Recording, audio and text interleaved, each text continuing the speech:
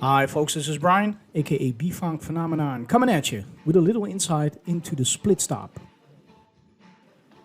Here we have a very nice gentleman by the name of David. He's an avid rhythm skater, although pretty fresh. At this point, not even 2 years under his belt. Mostly self-taught by observing other more experienced skaters, but as time went on, he wanted to get into the deeper layers of efficient skill development without sustaining injuries or getting stuck and lacking the knowledge on how to keep the progression going. So, here we are. And I'm mentioning the part of David being self-taught, which is very common, but in doing so, it's very easy to develop what I refer to as dysfunctional habits and patterns that obstruct a safe and fluent flow. In this snippet, I'm focusing on making sure David applies this split stop technique safe and effectively. There are multiple things to keep in mind, but I'm going to highlight 2. The first one is to pull the toes all the way up towards the shin in maximum position with the knees straight. Not locked, but straight. And as you can see here, there is room for improvement. The second thing I want to mention is the swiftness of the movement, which closely correlates with the distance. Taking a too wide of a split stance not only messes up overall balance, but is also a direct invitation to injuries or injury development. Confining his movements to smaller stances will give David more control and more options to various transitions. As you can see here, David is still struggling quite a lot with the split distance. He knows it, but his brain is too much focused on the pattern itself. So, to give him less time to think about the pattern, I'm shifting the exercise into a set of 4 counts in a regular tempo. 1, 2, 3, and 4. 1, 2, 3, and 4. 1, 2, 3, and 4. 1, 2, 3, and 4. Well, although he is gaining more control and his upper body is moving more coherently, the split is still too big. So I'm going to give him an additional reason to keep it short. And the best next option to do that is to switch the exercise into a 3 count.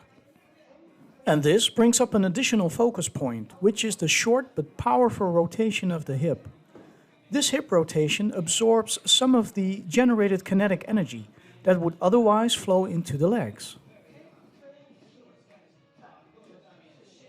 1, 2, and 3. 1, 2, and 3. 1, 2, and 3. In this early learning stage, going faster unavoidably means giving into sloppiness, but that's okay. We can always go back and correct that. That's not a problem. To get my point across about the distance and rotational force, I'm adding yet another layer to this riff. And that's a full turn that fully absorbs all the energy. This gives David all the reasons he needs to keep things short, straight, and rotated, to connect and fluently flow into a turn or a spin. Now David is really connecting the dots. Just telling somebody to keep the distance between the skates short is most of the times not enough if you don't explain why. And then explaining goes only so far if you don't make them actually feel the necessity of the technique.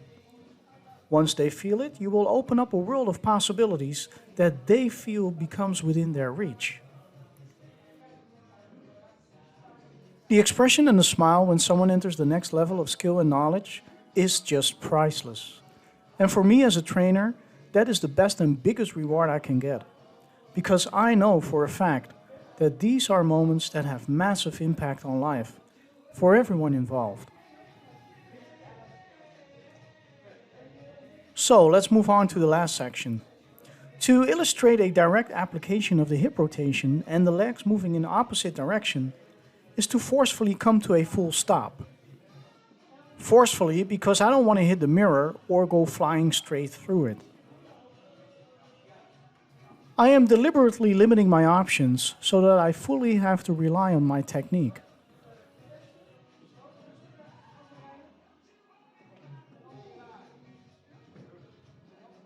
A swift and powerful turn prevents me from hitting the mirror.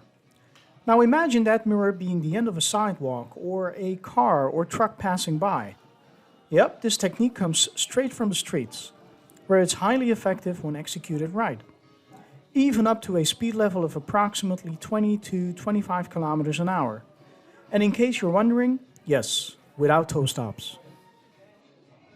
After drilling that 4-count riff, stripping away all the distractions and isolating the hip rotation and split combo really helps to engrave the technique into your system. After that, I always try to take the time to go over all the details again, right after the trainee has experienced actual improvements after the inevitable struggles and hiccups, because that is one of the beautiful moments where knowledge adds value to skill. Well, that was it for now. I hope you enjoyed this video, and I would like to thank David for kindly participating, and I wish the brother all the best. In the background, you probably noticed Japie tagging along with the exercises. Japie is a different story altogether, and if you want to know more about him, I'll put up the link of part 1 on Japie's story in the description of this video. Make sure to check it out before you make any comments about him. I really enjoyed putting this episode together, I hope you can tell. Please be safe and catch you on the next one.